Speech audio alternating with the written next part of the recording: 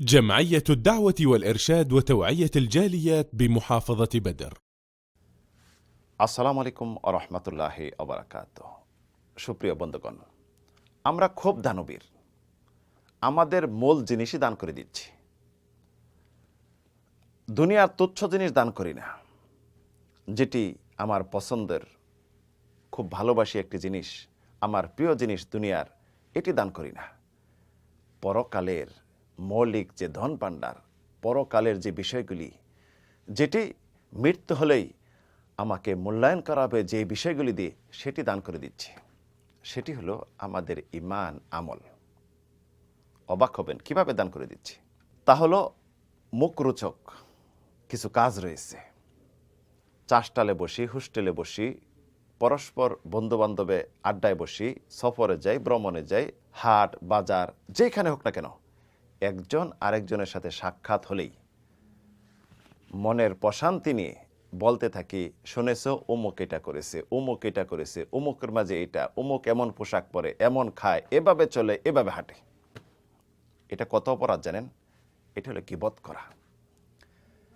গীবত ভয়াবহ অপরাধ। আল্লাহ রাব্বুল আলামিন যার জন্য একজন মুসলিম হয়ে আরেকজন মুসলিমের এই সমস্ত কথা বলা, তার গোশত খাওয়ার থেকে আরো অপরাধ বলেছেন। কেউ খাবেন? একজন মুসলিম আরেকজন মুসলিমের মারা গেছে, তার গোশত খাবেন? খাবেন না, অপছন্দ করবেন। এর থেকে আরো অপছন্দ। শুধু এটি নয়, রাসূল সাল্লাল্লাহু আলাইহি সাল্লাম একদিন দুই আনসারী সাহাবীকে ইশারা দিলেন যে এই যে একটি গাধা মরে আছে, পচে গেছে, এই থেকে তোমরা খাও।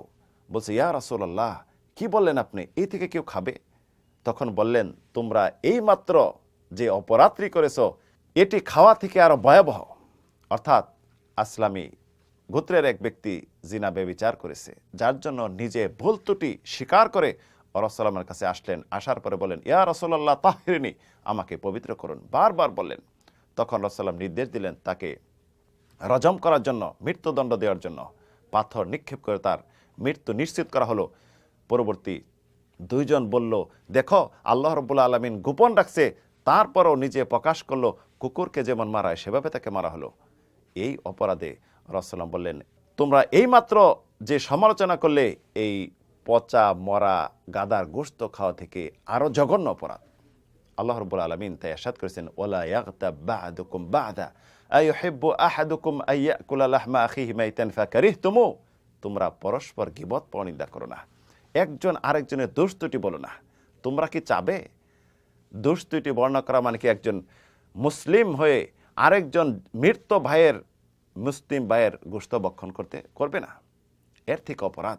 আল্লাহ রাব্বুল আলামিন তওবা করতে বলছেন। তওবা না করলে সে অপরাধ কখনো মাফ হবে না। এ থেকে পরিত্যাগ করতে বলেছেন। পরিত্যাগ না করলে এ থেকে কখনো মাফ হবে না। আমরা দেখা যায় সাধারণ কোনো কিছু কাজে নরমালি আমরা বলে দেই, অমুক এটা করেছে, জানো এটা কত অপরাধ জানেন?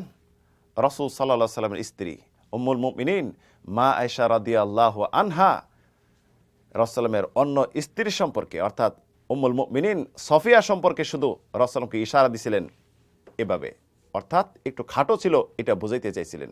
রাসূল বললেন, হে আয়েশা, তুমি এখন যে অপরাধটি করলে, যে কাজটি করলে, সাগরের পানির মাঝে যদি এটা মিশানো হয়, সাগরের পানি ঘোলা হয়ে যাবে, রং চেঞ্জ হয়ে যাবে, এত অপরাধ। তাহলে অহরহ যেটা আমরা গীবত করে যাচ্ছি, মুসলিম ভাই সম্পর্কে যেটা বলতেছি, এটা কত বড় অপরাধ দেখেন। আমি মুসলিম হয়ে আমি কখনো চাবো না আমার এক মৃত ভাইয়ের গোশত খেতে।